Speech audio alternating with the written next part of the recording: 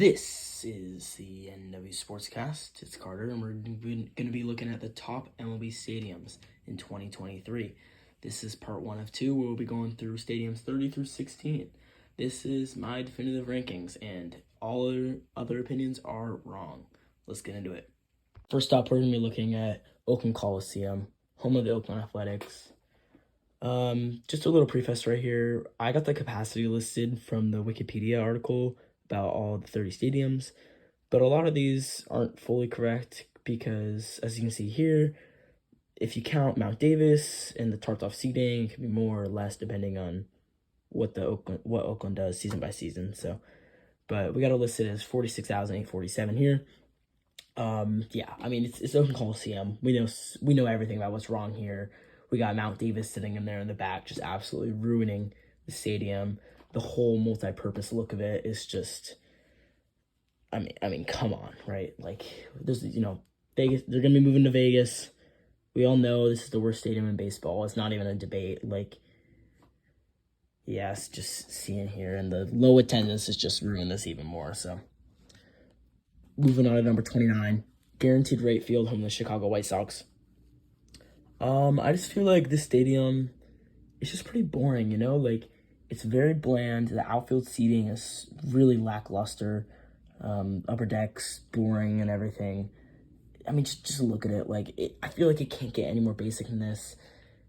And it's just like who really wants to go to a game at Guaranteed Rate Field? Yeah, it's definitely an interesting one for sure. Quickly, we'll be moving on to 28, Comerica Park, Detroit Tigers. I've always gotten kind of similar vibes between Comerica Park and Guaranteed Rate Stadium. It's just not great. And looking at the outfield, it's really deep. They recently had those renovations, moving in the fences a bit, but still really deep. And the batter's eye is just a big gap of nothingness. The outfield seating is just, it's so boring. This stadium is just not it. It is pretty though in the location. It's in Detroit.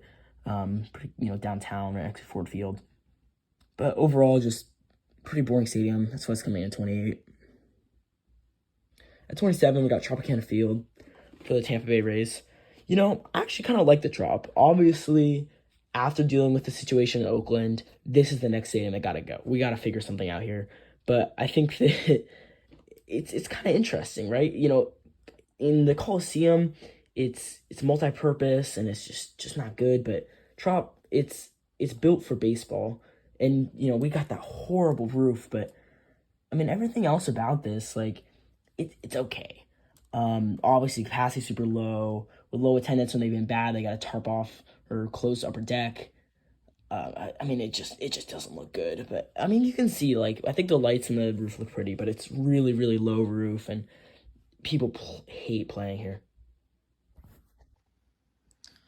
Coming in at 26, Angel Stadium, Los Angeles Angels of Anaheim. I mean, look, this stadium is just not it. I mean, the Los Angeles Angels of Anaheim, they're going to lose Ohtani, and just imagine this place without fans in it. It's going to be a ghost town.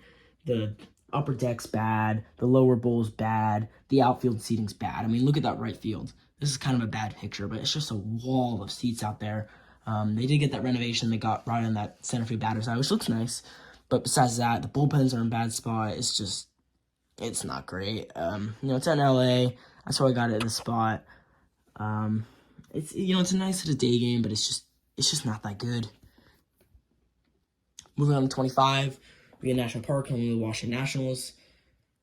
This is like a cookie cutter, not one of the cookie cutters, but it's just so basic. Everything, I guess there's nothing bad about the stadium. I guess the only thing I don't like is that center field batter's eye. I think it just kind of looks bad on TV. I like those seats in right field though, with the little tiered sitting situation. I think the scoreboard looks good, and that bar in left center. But I mean, yeah, just looking at it overall, they got that upper deck, and then the second deck looks nice. There's not much going on here. It's hard to talk about these lower stadiums. At 24, Progressive Field, home of the Cleveland Guardians. This is the smallest stadium in MLB. Listed here, 34,830. Not sure exactly how accurate that is. But, yeah, again, I mean, just look at that right field. You can see that renovation they did. They had too many seats, and they turned them into these. They look like shipping containers. It's so bad. Like, they could not have done a worse renovation. They seriously need to fix that. Yeah, overall, I mean, there's no seating here. They get the wall of suites instead of having a second deck. I do not like that. And then down the third base line, you can see too, they have that kind of weird tiered restaurant. Yeah, I mean, and then that high left field wall. It's just not a great stadium. Moving on to 23 Chase Field, home of the Arizona Diamondbacks. There's a couple issues with Chase Field. I think I really like it when the roof is open. I think it adds a lot of elements, but you can see here in this picture, with the windows open, the windows are a really interesting element, because when they're open, it's a very nice stadium, like right here. I mean, that's super pretty, but when they're closed, those ads just, oh, they look so bad. With that, and then the scoreboard, that brings me into one of my next issues with this. With the roof being closed so much of the season, and then looking at the center field, we have this high wall in center field, and then it just goes vertically up into the scoreboard. This just does not look good. This does not look good at all. It's really rough. And then the obvious big issue, that upper deck is just massive, and they cannot fill all 48,000 seats. So you're going to have a lot of empty seats, just walls and walls and rows of seats with just nobody in it. Just does not look good. This is post-editor Carter coming in. I realized I totally forgot to record number 22, but here we go. I'll try to remember some of the things I was going to say.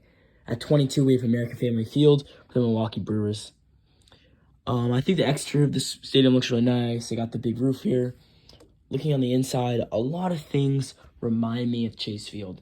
Mainly how center field works out. They don't have that tall wall, but the way that the scoreboard is really vertical and stuff, it really just doesn't look great. I just think the seating in here is pretty basic and boring. It doesn't look that good. There is one redeeming factor, though. I didn't know the American Family Field had this until I was making this video. These windows up behind the first and third base side are so cool. They're really tall windows, and I didn't realize how tall the roof is.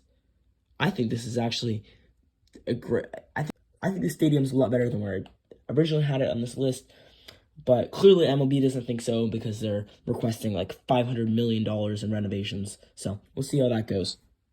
Next up at number 21, we're going to be looking at Kauffman Stadium, home of the Kansas City Royals.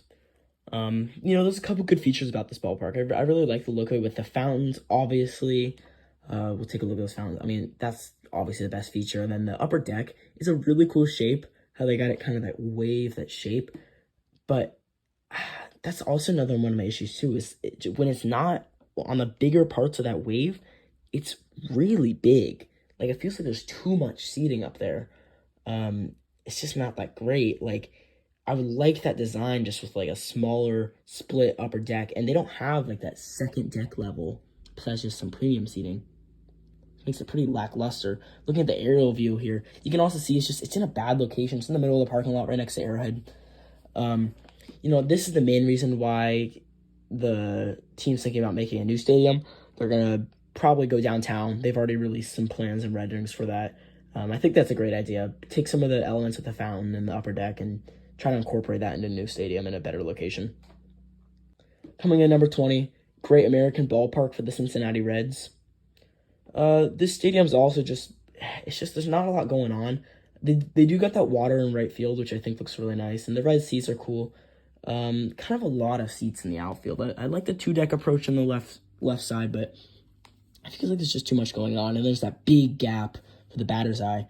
You can just see there's a lot of seats. It is pretty, but my main gripe with the stadium is in the upper deck, right, just kind of the side behind home plate. It's split. It's the two upper deck sections are split, and they're not even just split. They're different. They're different things. Like, they're totally different designs. You can see the seats. It's that 2-deck approach on the right side, and on the left side of the screen, it's that big upper deck, and then like a lower second, like under that, there's a terrace level. But it's weird because it's off-centered where that cutoff is. And I just think that it just doesn't look very good. Moving on to 19, Citi Field. home of the New York Mets. I think this is probably the best exterior in baseball. It looks super nice, but looking on the inside, it's just like, it just feels very like vertical to me. And you got those seats in left field. There's just so much going on. I feel like they could chop off the top of that, and then it would be looking nice. You got that weird section in right center. The bigs, the scoreboards are super vertical. It is a nice stadium, but it's not ideal. That's why it's sitting here kind of near the middle of the pack. 18, we have Citizens Bank Park for the Philadelphia Phillies. I think this is actually a really nice stadium. There's a lot of redeeming elements about it. It reminds me a lot of the National Stadium, but just better. Like, everything about it is better. I think that looking at that center field batter's eye, they got the greenery there. I think that looks really good. And then right field, they have that multi-deck approach with the right field upper deck. It comes down at that angle. I think that looks really good. And then left field is kind of a big clump of seats with a big scoreboard up and left. I think that looks good. You can see from the overview, it's just a nice overall stadium. I don't think there's a lot going on wrong here. There's just nothing too special about it. At 17, this may be a surprise. I think this is one of the most underrated baseball stadiums in America. Lone Depot Park, home of the Miami Marlins. There's a couple different issues for why it's so underrated. I think that one of the issues is the low attendance, and the other one's going to be the fact that the roof is just always closed. You know, being in Southern Florida, it's just a reality. But this is like a nice stadium. When the roof is open, it's so cool. It's almost like a super stadium vibe. I don't like those big pillars that they have kind of holding up the support, but everything else looks good. They have the windows and left that they open up. I think the seating arrangement's nice. And you see on the exterior, it just looks like one of those NFL stadiums. Super, super cool. Rounding off the first 15, at number 16, we have the Rogers Center, home of the Toronto Blue Jays. This is one of those stadiums where some of these pictures might not be totally up to date because they're going through a lot of renovations, which is why I'm ranking it here at 16. You can see here, this is some of their plans for the outfield seating. I think that looks really nice. One of their issues was how big their upper deck was, and you can see they've already worked on that, and they've made that small where they cut off a bunch of rows. I think they're doing the right renovations here. Originally was a multi-purpose stadium, and now it's almost unrecognizable. It's totally baseball only. I think the opening roof is good. I think the view of the tower, when it's open, you can see it. I think that's just beautiful. I think this is a really great stadium, one of the best ones in the MLB. But the issue for me holding it back is it just feels like when the roof is closed, it's just like this big dome, and it just feels like empty in there. Like there's so much space going on. That's why I have it here in the middle spot. All right, well, that is going to round off our first half, part 1 of the MLB Stadium rankings. Subscribe to NW Sportscast so you can check in for the next video. We'll be going through stadiums 15 through 1, the meat and potatoes of this lineup. Make sure to like, subscribe, and leave a comment to tell me if you agree or disagree with my rankings. All right, this is NW Sportscast, and goodbye.